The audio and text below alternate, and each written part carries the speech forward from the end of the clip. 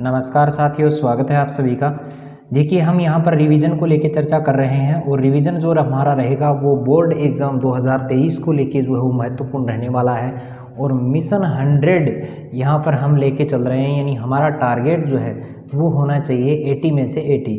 20 numbers तो आपको जो है ऑलरेडी जो स्कूल वाले हैं वो दे ही रहे हैं। यहाँ पर हम जो है 80 नंबर का जो हमारा यहाँ पर मैटर रहेगा उसमें से अपन जो है वो 80 में से 80 ला सकें, ये टारगेट हमारा रहेगा। इसीलिए मैंने थंबनेल पे जो है वो डाल रखा है कि मिशन 100, यानी अपना टारगेट जो है वो 100 का ही रखना है।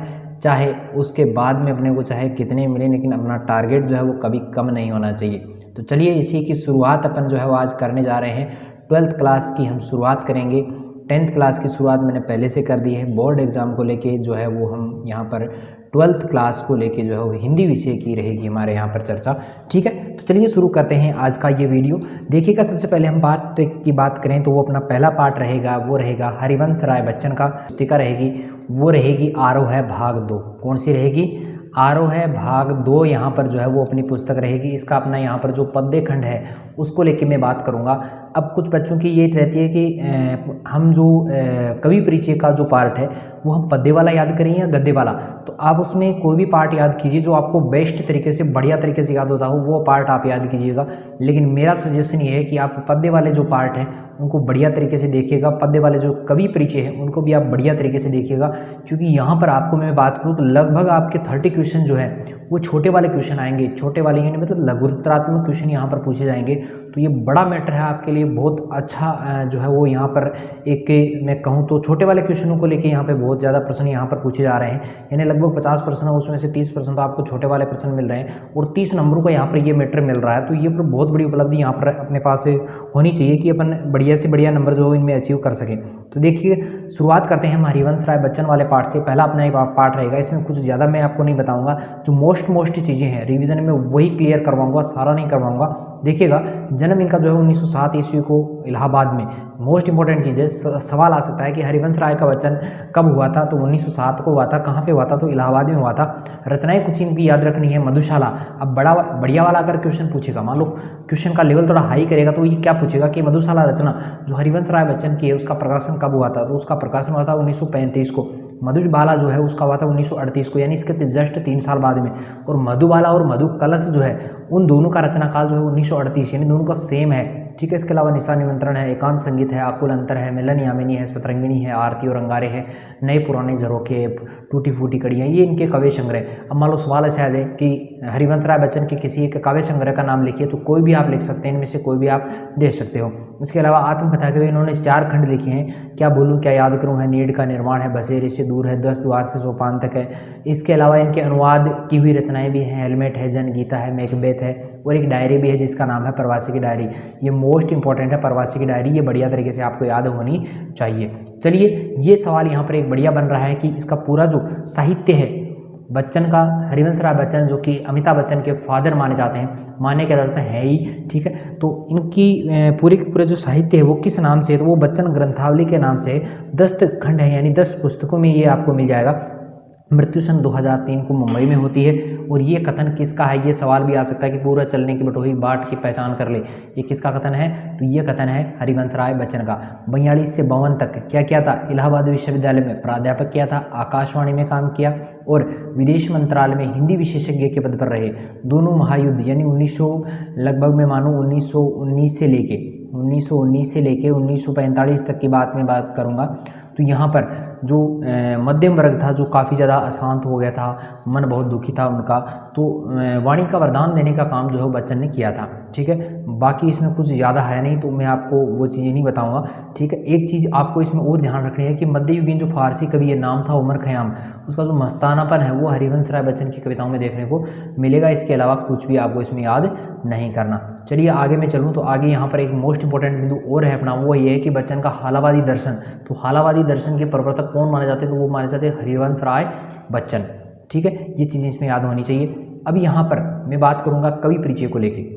यहाँ पर सॉरी कवि नहीं, जो कविता का जो परिचय है उसको लेके मैं यहाँ पर बात करूँगा।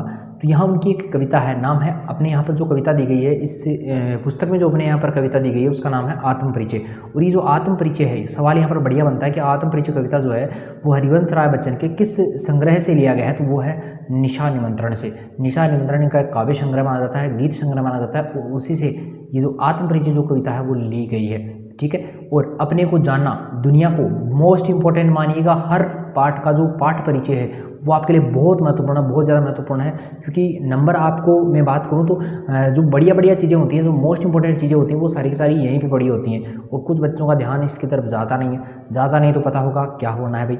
ठीक है, तो अपने को जानना दुनिया को जानने से ज़्यादा कठिन है, वास्तविक बात है। समाज से व्यक्ति का जो नाता है वो खट्टा मीठा होता रहता है, कभी आप अच्छा लगता है समाज, कभी बुरा लगने लग जाता है। और जग जीवन से, संसार रूपी जीवन से जो है पूरी तरह निरपेक्ष रहना भी संभव नहीं है। दुनिया अपने व्यंग्य बाण शासन प्रशासन से चाहे जितने कष्ट दे, पर दुनिया से कटकर मनुष्य रह नहीं पाता। बिल्कुल सही बात है, दुनिया से अलग होकर कोई भी मनुष्य जो है वो रह नहीं पाता है, और ये बिल्कुल सही भी है भाई।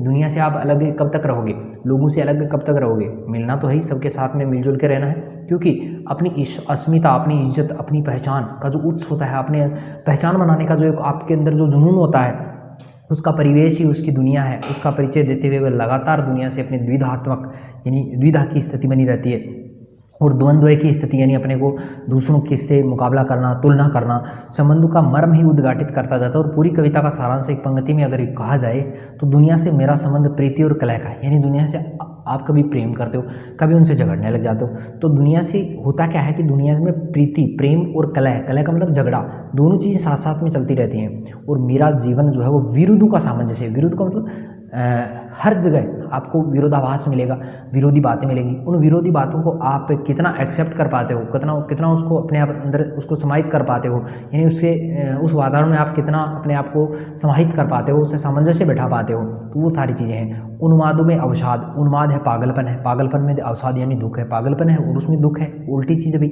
रो रहे हो उसमें गाने भी गा रहे हो, तो दोनों चीज़ें नहीं हो सकती। शीतलवाणी है, फिर आग के शीतलवाणी है, लेकिन आग जितना प्रभाव है। विरुद्धों का विरोधाभास मूलक सामंजस्य साथे साथे व बेखुदी व मस्ती व दीवानगी व्यक्ति में नजर आती है। और फिर कवि कहता है कि मैं दुनिया में हूँ, दुनिया का तलबगार नहीं हूँ, यानी बाजार से गुजरा हूँ, उसका खरीदार नहीं हूँ। जैसा कुछ कहने का जो ठस्सा है वो पैदा हो गया है, और ये ठस्सा यानी एक ज़बरदस्ती जो है उसको दुनिया को कुछ बताने का, कुछ कहने का जो ठस्सा है वो जो है छायावादोत्तर जो गीति काव्य का है वो प्राण माना जाता है। मोस्ट इंपॉर्टेंट बिंदु है, यहाँ से याद रखिएगा। किसी असंभव आदर्श की तलाश में सारी दुनिया जो है वो ठुकराकर उस भाव से दुनिया से कोई वास्ता नहीं है। प्रीति कलह का यही वितान जो है, विरोधाभास का यही विग्रह, इन्हें दूर टिमटिमाते तारों की अबूझ रहस्यात्मकता से लहालोट रखता है। तो ये बात बहुत महत्वपूर्ण है। निशा निमंत्रण से उद्धृत गीत में प्रकृति के दैनिक परिवर्तनशील के संदर्भ में प्राणी वर्ग, विशेषकर हम बात करें मनुष्य के धड़कते हृदय को सुनने की जो काव्यात्मक कोशिश है वो यहाँ पर कवि ने की है। बहुत ही सरल है, सर्वानुभूत है।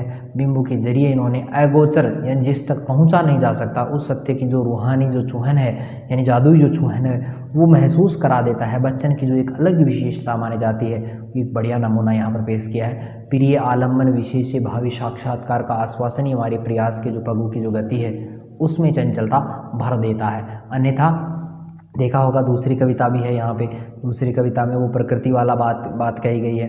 तो उसमें जो है आप आगे अगर आपको कोई लक्ष्य नज़र आ रहा है, टारगेट नज़र आ रहा है, तो उस आप पैरों की जो गति है वो अपने आप बढ़ जाती है। जिसमें टारगेट की यहाँ पे बात करूँ, आपको 12th क्लास में आपको चाहिए होगा कि बढ़िया से बढ़िया नंबर में लेके आऊँ, और परीक्षा के मात्र 40 से 45 दिन बचे हैं, 40 से 45 दिन बचे हैं परीक्षा के, बहुत कम समय हमारे पास में। तो उस समय आप क्या करेंगे, आपकी जो याद करने की जो मेमोरी जो पावर है वो बढ़ जाती है। आप तुरंत बहुत जल्दी से जो है बहुत सारे क्वेश्चन जो है याद करने का प्रयास भी करते हैं, और करते भी हैं आप, क्वेश्चन याद होते भी हैं आपको। तो ये एक मतलब अपने पैरों में चंचलता आ जाती है। जब आप प्रयास करते हैं, आश्वासन आपको हो जाता है कि मैं बढ़िया नंबर लेके आ सकता हूँ, तो उस समय आपके जो पैरों की जो गति है वो बढ़ जाती है, यानी आप उस लक्ष्य तक पहुँचने का जो प्रयास है वो जल्दी करने लग जाते हैं। तो ये बातें इसमें बताई गई है। अब हम यहाँ पर बात करेंगे आत्म परिचय कविता में कहाँ से क्या क्वेश्चन बन सकते हैं। तो देखिएगा, सबसे पहले हम इसके जो भावार्थ हैं उसको लेके हम बात करेंगे, और यहाँ पर जितने क्वेश्चन बनते हैं उन सबको लेके हम चर्चा करेंगे। चलिए शुरुआत करते हैं कि मैं जगजीवन का भार लिए फिरता हूँ। जगजीवन कहते हैं संसार रूपी जीवन, तो यहाँ पर रूपक अलंकार का प्रयोग कवि ने किया है। तो जगजीवन का भार लिए फिरता हूँ, भाई संसार का जो जीवन का जो भार है यानी सांसारिकता मोह माया जो है उसका जो भार है उसको लेके मैं घूम रहा हूँ। फिर भी जीवन में भाई सांसारिकता है, सांसारिक जीवन का बोझ है, फिर मेरे मन में सबके प्रति क्या है, प्रेम भाव है।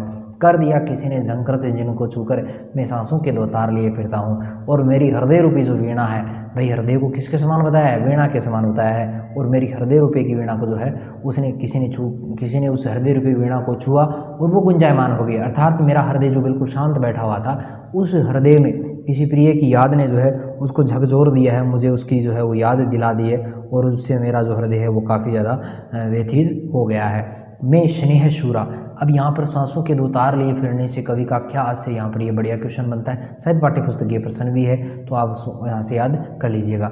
मैं स्नेह सूरा का पान किया करता हूँ, यहाँ पर भी रूपक अलंकार का प्रयोग है। प्रेम रूपी शराब पीकर, तो कवि कहता है कि मैं प्रेम रूपी शराब पी के बिल्कुल मस्त रहता हूँ, यानी सबके मन में मेरे मन में क्या है, प्रेम का भाव है। और मन में अगर प्रेम का भाव है तो मन में प्रेम का भाव होने के कारण सारा संसार ही क्या हो जाता है, प्रेममय हो जाता है। और मैं कभी न जगह का ध्यान किया करता, अब संसार के बारे में मैं बिल्कुल भी नहीं सोचा करता कि संसार मेरे बारे में क्या सोचता है, क्या कहना चाहता है, किस प्रकार के विचार संसार रखता है, ये मैं बिल्कुल परवाह नहीं करता। क्योंकि ये जो संसार होता है, जग पूछ रहा उनको जो जग की गाते, ये संसार तो उन्हीं लोगों का गुणगान करता है, उन्हीं लोगों को पूछता है जो संसार के कहे अनुसार चलते हैं। लेकिन मैं तो अपने मन की गान किया करता हूँ, लेकिन मैं तो अपने मन के अनुसार कहे अनुसार चलता हूँ। मेरा मन जैसा कहता है, मेरा मन जैसा बोलता है, मैं वैसा ही काम करता हूँ, वैसे ही चलता हूँ। तो ये याद रखिएगा। यहाँ पर थोड़ी सी बातें इतना है कि जो कवि है वो संसार का ध्यान क्यों नहीं करता है, तो उसका कारण एक ही है कि संसार का ध्यान करने से उसके कहे अनुसार चलना पड़ेगा। और संसार जो है वो क्या है, वो दुखों से भरा पड़ा है, उसमें लोगों में जो है एक दूसरे के विरोधी बनने का भाव है, तो वो कवि में नहीं है। कवि तो खुद क्या है, प्रेम दीवाना है और वो संसार में प्रेम फैलाना चाहता है, इसलिए वो इस प्रकार के भाव जो है वो नहीं रखता है, संसार की बातों के अनुसार नहीं चलता है। अगला चलिएगा कि मैं निज उर के उद्गार लिए फिरता हूँ, मेरे मन में, मेरे हृदय में नए नए जो भाव हैं वो उत्पन्न होते रहते हैं। मैं निज उर के उपहार लिए फिरता हूँ और मेरे हृदय में जो श्रेष्ठ भाव उत्पन्न होते हैं उन्हीं को मैं श्रेष्ठ उपहार मानता हूँ और उसी को लेकर मैं संसार में फिरता रहता हूँ। है यह अपूर्ण संसार न मुझको भाता, प्रश्न यहाँ से बनता है कि कवि ने संसार को अपूर्ण क्यों कहा है, ये संसार कवि को अच्छा क्यों नहीं लगता है। तो संसार अच्छा न लगने का कारण एक है कि संसार में प्रेम का भाव है और कवि को प्रेम चाहिए। तो ये दोनों चीज़ें जो है वो अलग अलग हैं और अलग अलग होने के कारण ही ये संसार जो है कवि को अच्छा नहीं लग रहा है। मैं सपनों का संसार लिए फिरता, कवि कहता है कि मेरे तो भाई सपनों का संसार है, उन सपनों के संसार को ही मैं लेकर जो है इस दुनिया में घूमता रहता हूँ, फिरता रहता हूँ। मैं जला हृदय में अग्नि दहा करता हूँ, देखो कवि कहता है कि मेरे हृदय में क्या होता है, प्रेम रूपी जो अग्नि है वो जलती रहती है और उसी प्रेम रूपी अग्नि की जो जलन है उससे मैं जलता रहता हूँ, अंदर ही अंदर में उससे जलता रहता हूँ। सुख दुख दोनों में मग्न रहा करता, चाहे मेरे जीवन में सुख आए दुख आए दोनों में मैं समान भाव से रहता हूँ, क्योंकि समान भाव से रहने से ही मनुष्य जो है वो सुखी हो सकता है। क्योंकि बार बार दुख आने से वो दुखी होगा तो वो बहुत स्वास्थ्य के लिए बहुत अच्छा नहीं है। ठीक है, तो जग भव सागर तरने को नाव बनाए, वही कवि कहता है कि मैं तो संसार रूपी सागर से पार जाने के लिए, मेरी संसार से पार जाने के लिए, संसार को किसके समान बताया है, समुद्र के समान बताया है। तो रूपक अलंकार का यहाँ पर प्रयोग किया गया है कि संसार रूपी सागर से पार जाने के लिए मैं क्या करता हूँ, प्रेम रूपी नाव, किसका सहारा लेता हूँ, प्रेम रूपी जो नाव है, प्रेम रूपी जो नाव है उससे मैं इस संसार रूपी सागर से पार चला जाना चाहता हूँ। क्योंकि संसार मोहमाया से भरा हुआ है, मोहमाया इसमें समाई हुई है, इस मोहमाया से मैं पार जाने के लिए प्रेम का सहारा लेता हूँ। मैं भव मौजू पर मस्त बहा करता हूँ और इस संसार की जो लहरें हैं उन पर मैं बिल्कुल मस्त भाव से बहता रहता हूँ। संसार की चाहे कितनी ही लहरें आएँ, किसी भी प्रकार की लहरें आएँ,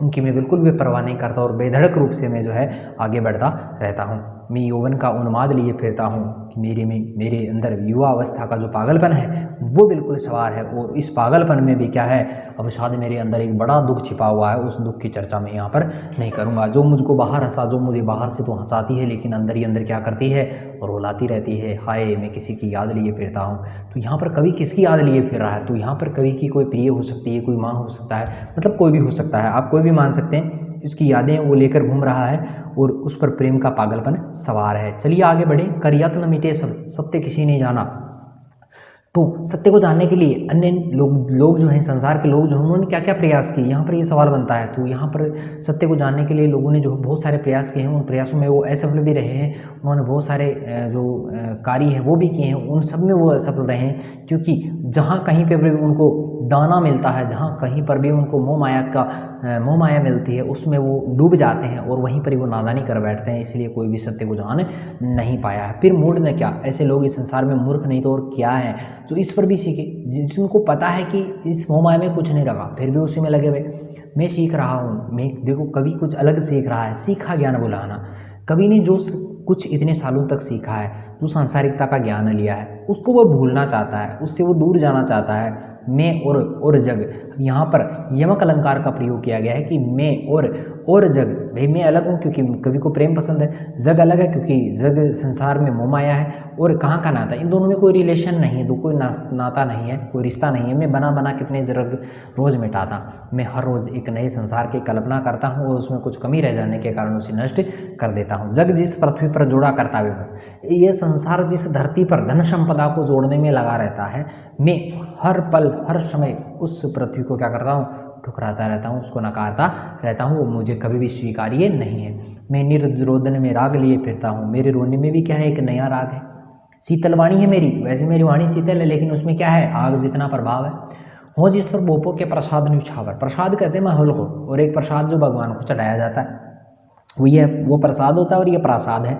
तो जिस पर मैं बड़े बड़े राजाओं के जो महल हैं उनको भी न्यौछावर कर सकता हूँ, मैं वह खंडहर का भाग लिए फिरता हूँ। भाई मेरा जीवन तो एक खंडहर के समान हो चुका है, क्योंकि जो प्रेमी होता है, जो दीवाना होता है, उसके जीवन में कुछ भी नहीं रहता है, और ऐसे लोग तो सिर्फ एक खंडहर के समान है, टूटे फूटे मकान के समान है। लेकिन मेरे इस जीवन पर, इस टूटे फूटे जीवन पर मैं क्या कर सकता हूँ, बड़े बड़े राजाओं के महलों को न्यौछावर कर सकता हूँ। मैं रोया इसको तुम कहते हो गाना, भाई कवि कहता है कि मैंने अपने दुख जो है वो दूसरों के सामने जब प्रकट किया, मैं जब रोने लगा, मुझे जब दुख हुआ, मैं रोने लगा, तो लोगों ने इसे क्या कहा, गाना कहा। मैं जब फूट पड़ा, यानी मैंने जब फूट कर रोने लगा, अपनी व्यथा जब मैंने प्रकट की, तो लोगों ने इसे क्या कहा, छंद बनाना। क्यों, कवि कहकर संसार मुझे अपनाए। कवि कहता है कि ये संसार मुझे, कवि कहता ही क्यों है, मैं तो कवि हुई नहीं, क्योंकि मैं तो दुनिया का एक प्रेम दीवाना हूँ। मैं तो दुनिया का क्या हूँ, एक प्रेम दीवाना हूँ। तो यहाँ पर एक सवाल यहाँ पर बनता है कि कवि जो है अपना खंडहर जैसा जीवन जो किस पर न्यौछावर करना चाहता है, कवि की वाणी कैसी है, ठीक है, ये सवाल यहाँ से बनते हैं। आगे है कि मैं दीवानों का सा वेश लेकर, कि मैं दीवानों का सा वेश धारण करके संसार में फिरता हूँ, और मैं हमेशा मादकता मदमस्त होकर जो है इधर उधर घूमता हूँ, सबको जो है वो मस्ती का संदेश देता हूँ, जिसको सुनकर क्या करता है, संसार झूमने लग जाता है, लोग मेरी कविता के सामने झुकते हैं, लहराते हैं, और मैं सबके लिए क्या करता हूँ, मस्ती भरा संदेश लेकर आता रहता हूँ। चलिए आगे बढ़े, अपनी एक कविता और है जिसका नाम है दिल जल्दी जल्दी ढलता है। तो यहाँ पर दो कविताएं हमारे यहाँ, एक तो आत्म परिचय है, और दूसरी यहाँ पर जो रहती है वो है दिन जल्दी जल्दी ढलता है। ठीक है, दो कविताएं हमारे यहाँ, तो दोनों कविताओं को देखिएगा कि हो जाए न पथ में रात कहीं, मंजिल भी तो है दूर नहीं। कवि कहता है कि जो पथिक होता है, जो राहगीर होता है, उसको रास्ते में ही कहीं रात न हो जाए, क्योंकि उसको अभी दूर तक जाना है, उसकी मंजिल काफ़ी दूर है। तो ये जब सोचता है, ये जब पंथी जो रास्ते में चलने वाला है, जब ये सोचता है, तो वह उसके पैरों की जो गति है वो बढ़ जाती है कि उसे बहुत दूर तक जाना है और रात अभी होने वाली है। तो ऐसे इसीलिए वो क्या करता है, थका हुआ है, लेकिन फिर भी उसके पैरों में चंचलता आ जाती है। बच्चे प्रत्याशा में होंगे, भाई दिन से निकली हुई पूरे दिन भर चिड़िया जो है वो घर से बाहर रहती है, और फिर वह शाम को जब अपने घर जाती है तो वो सोचती है कि मेरे बच्चे मेरा इंतज़ार कर रहे होंगे, और घोंसलों से वो क्या कर रहे होंगे, झांक रहे होंगे कि मम्मी पापा आएंगे, भोजन लेके आएंगे, हमें भोजन मिलेगा। ये ध्यान जब चिड़िया के मन में आता है तो उसके पैरों की जो गति है वो बढ़ जाती है, वो चंचलता उनमें पैदा हो जाती है, और दिन जो है वो जल्दी जल्दी ढल रहा है। तो इसी प्रकार मनुष्य को भी जो है अपने जीवन के दिन काफ़ी कम मानने चाहिए, और उस काम मानने के कारण उससे जो है जल्दी जल्दी जो है वो अपने कार्य करने चाहिए। मुझसे मिलने को कौन विकल, लेकिन कवि की यहाँ पर इस पैराग्राफ में बात बताई गई है। कवि कहता है कि मुझसे मिलने के लिए कौन व्याकुल हो सकता है, क्योंकि मुझसे तो मिलने के लिए कोई नहीं है, मेरा कोई नहीं है, मैं तो अकेला ही हूँ। मैं हूँ किसके हित चंचल, मैं किसके लिए जो है वो अपने पैरों में चंचलता लाऊं, अपने हृदय में चंचलता लाऊं। ये प्रश्न जब मेरे मन में आता है तो मेरे पैरों की जो चंचलता है, मेरा हृदय अंदर से भर जाता है, मेरे पैर जो है वो शिथिल हो जाते हैं, कमज़ोर पड़ जाते हैं। तो इस प्रकार कवि का जो है वो कोई नहीं होने के कारण वो क्या करता है, अपने आप को कमज़ोर समझने लग जाता है। अब यहाँ पर देखिएगा कुछ क्वेश्चन दिए गए हैं, उन क्वेश्चनों को आप देख लीजिएगा एक बार, आपकी समझ में आ जाएगी सारी बातें, फिर मैं बता दूंगा कि कहाँ से कौन से क्वेश्चन बनते हैं यहाँ पे। तो यहाँ पर एक प्रश्न तो ये देखिएगा कि कविता एक और जगह जीवन का भार लिए घूमने की बात करती है, तो दूसरी तरफ में कवि ने जगह का ध्यान किया, दो विपरीत बातें हैं। तो ये मोस्ट इंपॉर्टेंट क्वेश्चन है यहाँ से, ठीक है। तो ये नादान और दाना, ये तो कोई ज़्यादा बड़ा वाला क्वेश्चन है नहीं, ये भी कोई दिक्कत नहीं है इसमें भी। शीतल वाणी में आग होने का भी, ये भी छोटा वाला क्वेश्चन है, इसमें कोई दिक्कत नहीं है, आप आसानी से कर सकते हैं। बच्चे किस प्रकार बात किए, हाँ ये भी ठीक है। और ये मोस्ट इंपॉर्टेंट है, ये थोड़ा सा इंपॉर्टेंट है, 6 नंबर का सवाल जो है वो इंपॉर्टेंट रहेगा। और यहाँ पर देखो ये एक बढ़िया क्वेश्चन बनता है कविता के आसपास, संसार में कष्टों को सहते हुए भी खुशी और मस्ती का माहौल कैसे पैदा किया जा सकता है, मोस्ट इंपॉर्टेंट क्वेश्चन है, ठीक है। ये याद रखिएगा आप, इसमें और कोई मेरे ख्याल से नहीं है, नीचे कोई भी सवाल नहीं है, ठीक है। चलिए ये इसके बढ़िया वाले क्वेश्चन रहेंगे। एक जो क्वेश्चन यहाँ पर बनता है कि जो दिन जल्दी जल्दी ढलता है उसका प्रतिपाद्य लिखिए, क्या लिखिए, प्रतिपाद्य लिखिए। यही सवाल जो है वो आत्म परिचय कविता से भी आ सकता है। प्रतिपाद्य लिखिएगा, इसका मूल भाव जो लिखिएगा, मूल अर्थ जो है वो लिखिएगा। और तो ये यहाँ पर 2 क्वेश्चन बढ़िया हैं, ये 2 क्वेश्चन कर लेंगे तो मेरे ख्याल से कहीं कोई दिक्कत नहीं आएगी। इन्हीं इसका मूल भाव जो है, दोनों कविताओं का जो मूल भाव है वो आपको क्लियर होना चाहिए, बढ़िया से आना चाहिए, बाकी कहीं कोई दिक्कत नहीं होगी। पहला पाठ आपके लिए बहुत महत्वपूर्ण रहता है, हमेशा से महत्वपूर्ण रहता है, और मेरे ख्याल से आता भी सबको ज़्यादा ही है, ठीक है। तो आगे वाली क्लास में अगले जो चैप्टर है उसको लेके हम बात करेंगे, वो जल्दी में आपको जो है इसी महीने में, यानी जनवरी के महीने में मैं जो पूरा का पूरा सिलेबस आपको करवा दूंगा, कहीं दिक्कत नहीं होगी, ठीक है। फिर भी कोई समस्या हो, मान लो कोई ऐसा चैप्टर हो जिसको मतलब आपको पढ़ाने की बहुत ज़्यादा, या व्याकरण का कोई टॉपिक हो जो समझाने की ज़्यादा आवश्यकता हो, तो उसके लिए आप कमेंट कीजिएगा, वो वीडियो भी अपलोड कर दिया जाएगा। तो चलिए मिलते हैं नए वीडियो के साथ में, तब तक के लिए थैंक यू।